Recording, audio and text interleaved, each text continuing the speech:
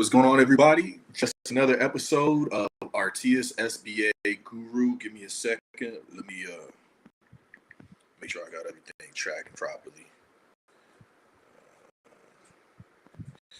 I always like to start with a little bit of a song. Not too much of the song because I don't want to get demonetized.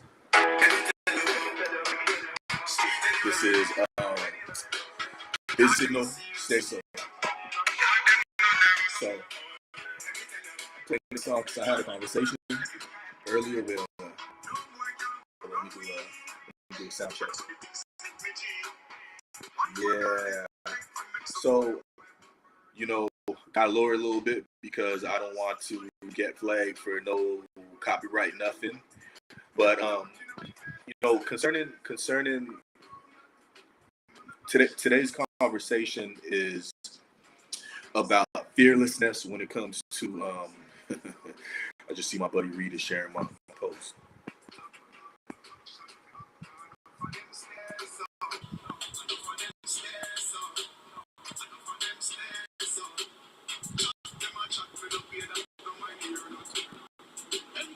Okay. All right.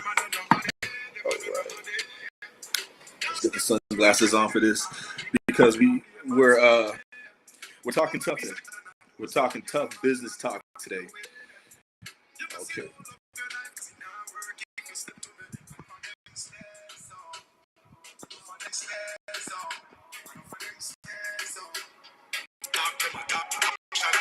Just wanted you to hear that. Those guys basically saying that some people talk, some people do. And I don't pay any mind to the people that aren't doers, or that are just talkers but aren't doers. 1 second.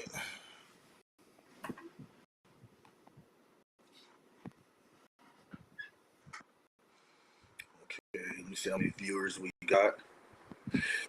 Reed, I see you. Appreciate it. All right, so today's topic, let me see. Let y'all see pyramids a little bit better. Get a little bit better framing. Okay, so again, today's topic is about fearlessness. It's about not just talking the business talk, but walking the business walk. We at Artius, we believe that the main purpose you're in business is to grow your bottom line by providing a great service or product.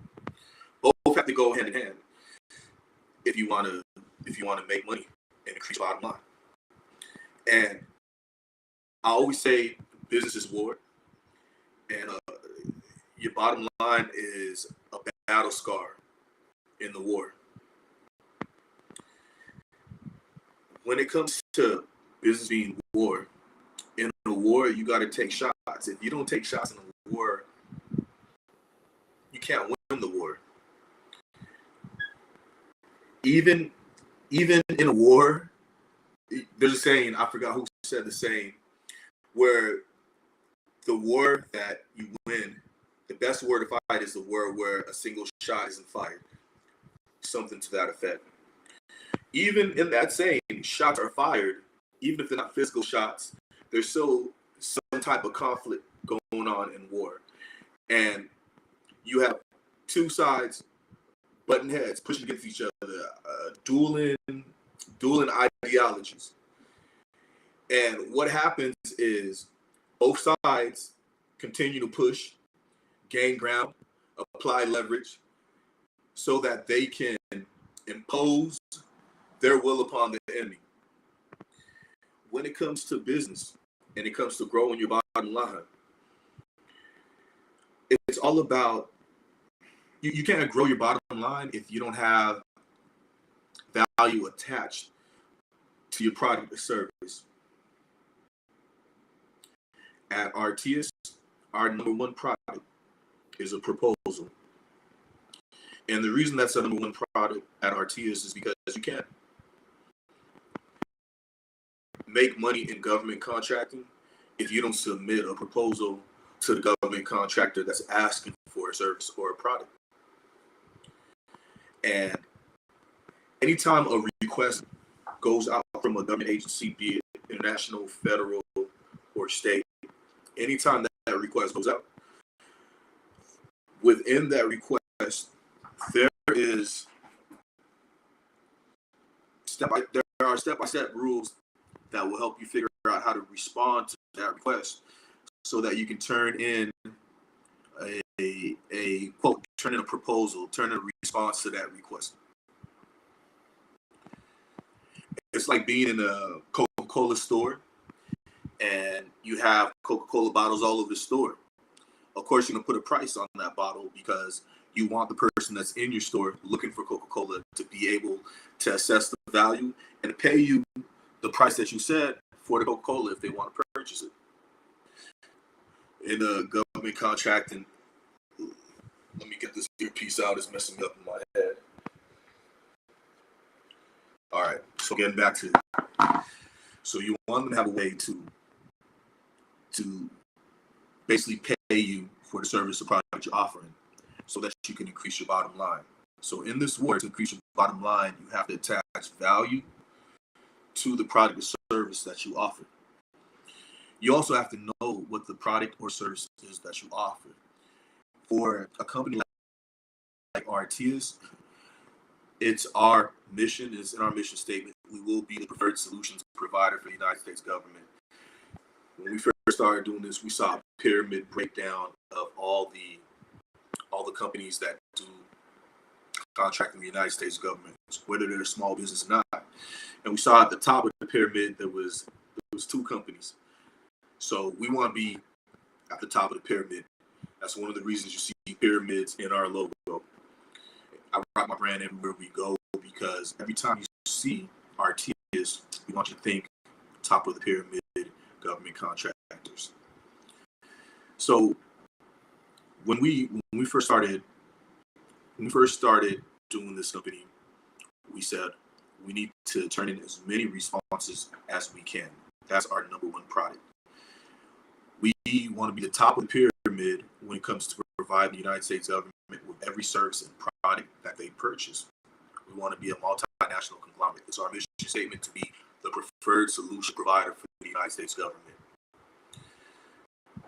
Because of that, the focus can get blurred on what we need to pursue as a company. There is this book called The Focus could get blurred, but it doesn't, because we explicitly state what our number one product is. That is a proposal, a response that we craft to a request from a government agency or from a client. It doesn't always have to be government agencies, but because we take advantage of government set-asides, and because the advice we offer is how to succeed in the set-aside market, the scope of this conversation will be focused on international, federal, and state contracting, turning in proposals when it comes to receiving solicitations or requests from a government agency.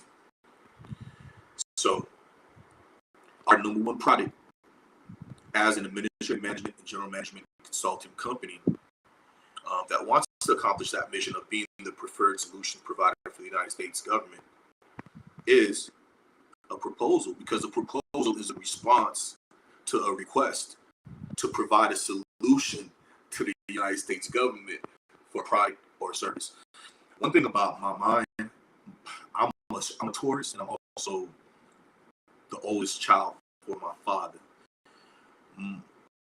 My brain, it just zeroes in on a process, and I just repeat the process over and over and over again. The United States government did over $9 trillion last year in contracting with private companies. $9 trillion. I want as much of that $9 trillion as possible. We have a way to get there, but we know that we've tapped into providing products and services to the United States government, and that's a $9 trillion market. So we can't get any money from that market, and you, as a small business that wants to contract with the United States government, you cannot get any money from that market if you don't turn in if you don't turn in what's called a response. The camera cut off quickly because I got the time to cut off. So you need to be able to turn in a response. Every request that comes from the United States government, every single request for a service or product, within that request, it's going to be step-by-step instructions on how to respond to that request.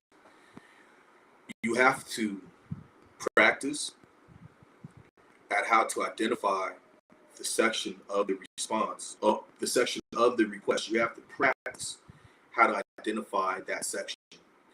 Different federal governments, they use different templates when they are publishing their solicitations or their requests for products and services. State governments, local municipalities, they use different language, different templates as well. International agencies, they use different ways to respond to their solicitation. Us at Artius, we at Artius, we've responded to every type of solicitation from international down to local municipality. And we're a prime contractor of several federal as well as local municipality contracts in multiple states. So before I get on to turning the proposal, this is something that I always advise my clients. And I need to change the heading. I need to flex just a little bit. 1 second, change the heading. Because the heading says book sessions. But I need to tell people why the book sessions. 1 second.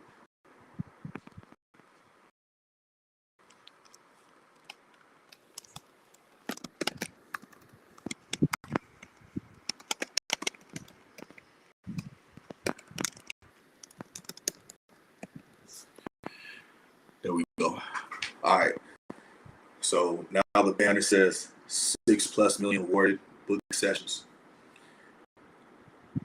And when I say 6+ million awarded, we're talking about in proposals that we've written in response to government requests for products and services.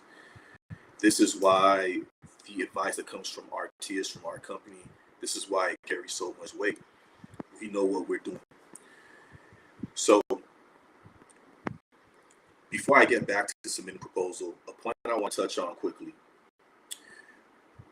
Lots of times I meet potential team partners. I meet other federal contractors that operate in the small business market. And they'll say, oh, I only do federal. I only do federal. I don't do state. I don't do international. I only do federal. That's it. And I understand why they say that. Depending on the state that you're operating in, the red tape involved in the bureaucracy is serious. And because of that, and the anxiety associated with even approaching that red tape, federal contractors that take advantage of set-asides don't want to go anything lower than federal. They feel it's easier on the federal level. To that, I tell them, you still have to register in the state that you're doing business in. Compliance is key. It's one of the things that protects you when you get protested, and it saves you from having to pay a whole lot of money down the road. If you're operating in the state, if you have a contract with the federal government to do business in the state, that's for the federal government. You still need to register with the state, with a franchise tax board or whatever Secretary of State, whatever state secretary department they have, because you still have to be cleared on the state level to do business with the state. All right, so let me get off that topic and go back to submitting my proposals. So now, if you're a federal contractor and you already have to register with the state, to me, to our company, since our number one product, since our chief product is proposal submitted, we want to make sure that, yeah, we're registering in the state as a state vendor also to go after those state contracts and see if there's any room to win in the set-aside small business market, be it veteran set-aside, be it minority set-aside, be it just regular small business set-aside. Is there any opportunity to win in that market. So then once we do that, we start looking at all the contracting opportunities. Remember, business is war. So if you're fighting a war and you're taking a lot of shots, you have an unlimited amount of ammunition. You're going to fire as many shots as you need because you have an unlimited amount of ammunition. While you're firing that ammunition, I would hope that you're keeping some type of metrics on what you're firing off so that you're more accurate and that you're more precise whenever you take a shot. When it comes to proposal writing, you want to keep metrics on proposals. You want to submit your proposal. The whole point of today's show is stop being scared. Get out there. Submit proposals. Whatever business you have. If you're not making multi-millions, I don't care if you are a Malibu surfer. I don't care if you are a house mother. I don't care if you are a doctor at a hospital. If you have side hustle that you're doing, if there's something that you say, man, it's cool doing this career because it pays the bills, but if I could make a lot of money doing X, Y, Z, which is my side hustle, I'd rather do that. Get involved with small business, set aside contracting, and submit proposals. That's how you fire your shot in the battle. Okay, so more on proposal writing. I think somebody just texted me. That's cool. More on proposal writing. What other sauce do I have to say about proposal writing? Oh, by the way, we are Artius.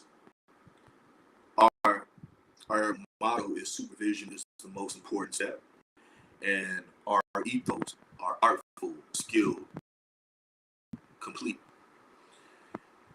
Matter of fact, the name Artius is a Latin word for artful, skilled, complete. So we want to make sure that in everything we do it a little bit of style.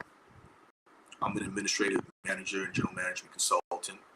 I got several companies that I consult, and our company, we hold a lot in government contracts.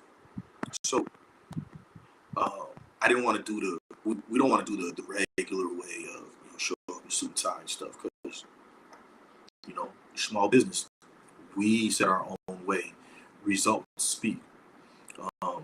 6+ million awarded in government contracts. That's saying something. We obviously have a method, and the way we brand ourselves. When you see the double pyramids, you know it's Artius. When you see the double pyramids, you know it's Artius. It's in everything that we do, and we want the government officers to see the double pyramid on our proposals and be like, no brainer. We looking out for an Artius proposal. Getting back to proposals though, let me stop bragging about our company because our company. Buddy asked me the other day. He said, "How do you make a lot of money with minimal effort?" And I told him, "Unless you're born into it, I'll see how you can do that, right? Because you're born into money, you didn't do nothing. That's the most minimal effort you can do. All you got to do is just be born. But as far as anything else, we believe that the time you put into something is what is going to get you success. And we put hours into this. Typical administrative manager or general management consultant is going to be pulling 60-hour weeks. But our jobs are exciting. We talk to people in every industry and help them increase their bottom line. We were speaking with a major from the Army today. He's also a score mentor. I won't mention his name. I don't know if he wants to mention his name, but we got a meeting. And we're just talking points of synergy. And something funny that he said is what he does for SCORE is he comes up with marketing plans for small businesses, and then it's completely free. Small businesses will give him a rating at the end of the life cycle of the marketing plan. If they hit the metrics, or depending on what metrics they hit, he gets a rating. So he was saying it's so interesting, all the things that you learn when you do a job like this. And that resonated because we manage, we manage, we purchase, we resell, we oversee a lot of government contracts, and we want to oversee more. And it's in many different industries. And when you're crafting responses, when you're coming up with a management, when you're coming up with a management proposal for if you win the work, when you're coming up with team agreements, when you're doing all this stuff, you just learn a lot about different industries. For instance, I know a lot about the elevator industry. I know a lot about the medical gas industry. I know a lot about ammunition. I know a lot about robotic lawnmowers, more than I knew 6 years ago. So we want to make sure that we just give a shout out to how exciting a job like this is. In our meeting, we was also talking about business being war and submitting proposals. And it's funny because you see people go every step of the way. We've helped out about 13 companies so far get into the game. And when it comes down to it, I don't want to say you can lead a horse to the water, but you can't make the horse drink. You can show somebody if they jump, if they have a bungee cord attached on it, if they jump, they're going to bounce and they're going to be all right. But that person still has to jump. You can show somebody if they pull the trigger, then their bullet's going to hit or their gun's going to fire, but they still got to pull the trigger. And again, getting back to submitting proposals, other companies have a lot of anxiety submitting proposals, reading the request, responding to a proposal. Even after, if you win a request, going through a process. These are part of the whole contract management life cycle. And we just want to encourage you, if you're a small business out there, even if you don't have a small business, go and open up a small business and start writing proposals. It's not altruistic. I'm not doing this for the good of mankind. I'm also doing this because the more small businesses that respond to proposals, the more the government pours into the small business program. Every year, an agency has a certain amount of money on the table. Let's say the Small Business Administration. They got a lot of money on the table every year to give to small businesses. Last year, they had 5% of 9 trillion. I'm not a mathologist. Y'all do the math. 5% of 9 trillion. It's got to be a lot. It's got to be over $1 billion. I know that. I know that. So if they don't use this money, then when Congress or whoever the agency that decides the budget is reviewing how to appropriate the budget, they lose that money. So by more small businesses joining in and contracting, that helps me because then there's more opportunity for companies that we advise and the company that I run. So that's why you see me out here. We want as many small businesses in the game as possible because it benefits all small businesses. Find out what agency purchases the product or service that you offer. Find that out. Once you find that out, make sure you're registered to sell that agency. And once you get registered to sell to that agency, submit proposals one after the next. Boom, boom, boom, boom, boom.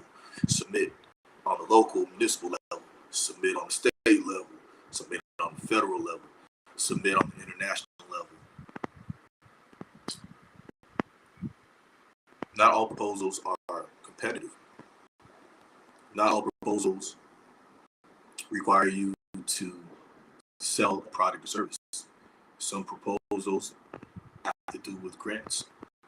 Small Business Administration, they have an innovation research and a technology transfer research grant. And we figure if you have the courage to go after competitive contracts, go after non-competitive grants. The reason grants are good and writing proposals for grants are good is, first of all, you win that grant, you don't have to pay back no money. Second, grants aren't competitive in the fact that it's me versus it's company A versus company B. No, company A and B have access to the grant funding, provided that their proposal interests the grantor. It piques their interest. They're excited about your proposal. They want to fund it. Small Business Innovation Research.